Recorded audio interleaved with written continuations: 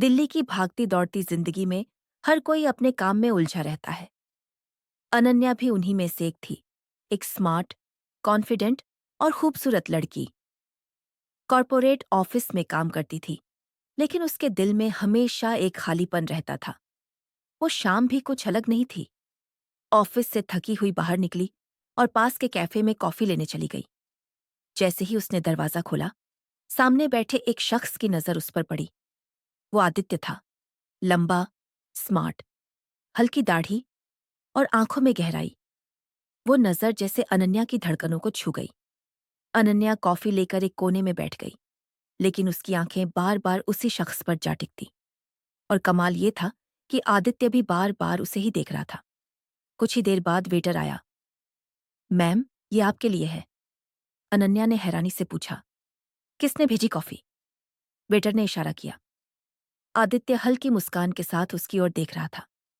अनन्या हंसते हुए उसके टेबल की तरफ बढ़ी। आपको लगता है मैं अनजान लोगों की कॉफी पी लूंगी? उसने शरारती लहजे में कहा। आदित्य ने हंसते हुए जवाब दिया, अनजान? मुझे लगा हमारी आंखों ने तो पहले ही पहचान कर ली है। उस जवाब पर अनन्या चौंक गई, मगर मन ही मन मुस्कुराई। पहली ही मुलाकात में उसकी बातें दिल को छू गईं। दोनों देर तक बातें करते रहे। कॉफी कब खत्म हुई, वक्त कब गुजरा, किसी को पता ही नहीं चला। कुछ ही हफ्तों में मुलाकातें बढ़ने लगी। कभी कैफे, कभी पार्क, कभी लॉन्ग ड्राइव। आदित्य और अनन्या एक दूसरे के बिना अधूरे लगने लगे। एक शाम बारिश हो रही थी। दोनों कार में बैठे थे। कांच पर गिरती बूंदों के बीच सन्नाटा था। सिर्फ उनकी सांसों की आवाज थी। आदित्य ने धीरे से अनन्या का हाथ पकड़ा। वो कांप गई, लेकिन हाथ नहीं छोड़ा। उसकी धड़कनें तेज हो गईं। डर रही हो? आदित्य ने पूछा। अनन्या ने धीमे से कहा, नहीं, पर यह एहसास बहुत अजनबी है। आदित्य ने मुस्कुराते हुए उसका हाथ कसकर थाम लिया। फिर भी अच्छा तो लग रहा है ना? अनन्या ने आंखें बंद कर लीं। जवाब उसकी चुप्पी में था। उस रात जब अनन्या घर लौटी, तो नींद उसकी आंखों से कोसों दूर थी। दिल में सिर्फ आदित्य की बातें, उसकी मुस्कान, उसका स्पर्श घूम रहा था। उसके जिस्म में एक अजीब सी गुदगुदी थी, और दिल बार बार कह रहा था, ये सिर्फ दोस्ती नहीं, ये कुछ और है। वो करवटें बदलती रही, लेकिन आदित्य की यादों ने उसे चैन नहीं लेने दिया। वो पहली बार था जब उसने चाहत की आग को इतना गहराई से महसूस किया।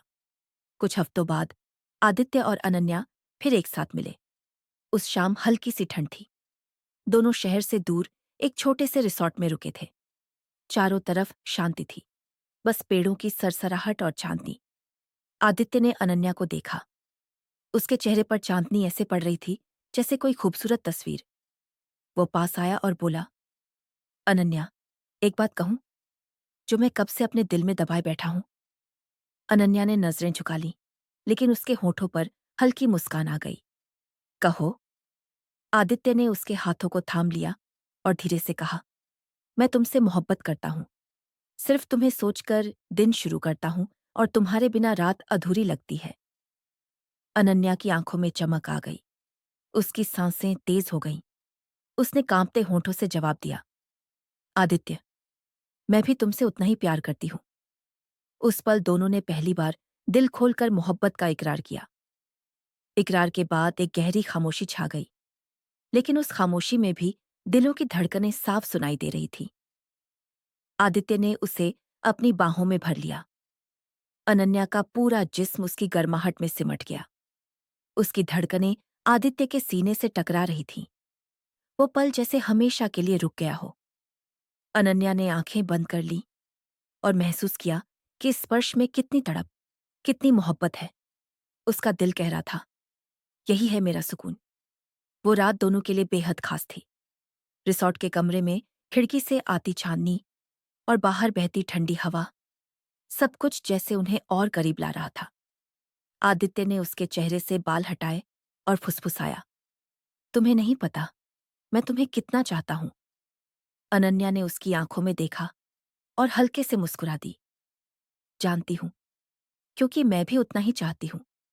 उसके बाद दोनों ने पहली बार एक दूसरे को गहराई से महसूस किया। सांसों का मिलना, धड़कनों का टकराना और जिस्म का सिहरना हर पल मोहब्बत से भरा हुआ था। सुबह हुई तो दोनों चुप थे, लेकिन उस चुप्पी में भी एक अजीब सी मिठास थी।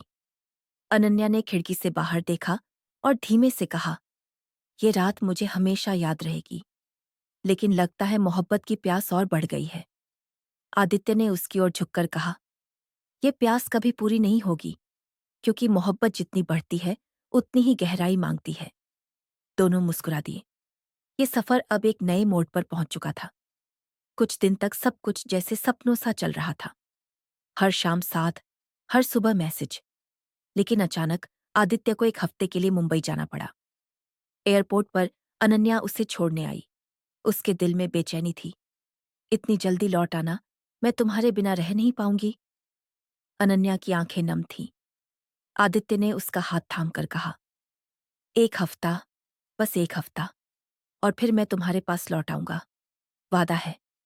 अनन्या ने मजबूरी में मुस्कुरा दिया, लेकिन दोनों के दिल उस छोटे से बिछड़ाव से भी तड़प उठे। मुंबई में काम में उलझा हुआ आदित्य, मगर दिल में सिर्फ अनन्या। रात को जब कॉल पर उसकी आवाज सुनाई देती तो लगता जैसे सारी थकान मिट गई हो। दूसरी तरफ अनन्या भी हर पल उसे याद करती। रात को अकेले खिड़की से चांद देखती और धीरे से फुसफुसाती, काश तुम यहीं होते। उसकी तड़प बढ़ती जा रही थी। वो तकिए को कसकर पकड़कर सोती, मानो आदित्य को अपनी बाहों में भर लिया हो। आखिरकार वो हफ्ता खत्म हुआ। जैसे ही आदित्य दिल्ली लौटा, अनन्या उसे एयरपोर्ट पर लेने आई। उसे देखते ही उसकी आंखें चमक उठीं। बिना परवाह किए कि लोग क्या सोचेंगे, वो दौड़कर आदित्य के गले लग गई। उस आलिंगन में हफ्तों की तड़प, बेचैनी और मोहब्बत सब कुछ समा गया। आदित्य ने उसके कानों में धीरे से कहा, तुम्हारे बिना मैं अधूरा हूं अनन्या। अनन्या ने आंखें बंद कर लीं और उसके सीने से लिपट गई। उस रात दोनों ने फैसला किया कि अब दूरियां और नहीं सह सकते। अनन्या ने कहा, आदित्य, आज मैं चाहती हूं कि हमारे बीच कोई फासला न रहे।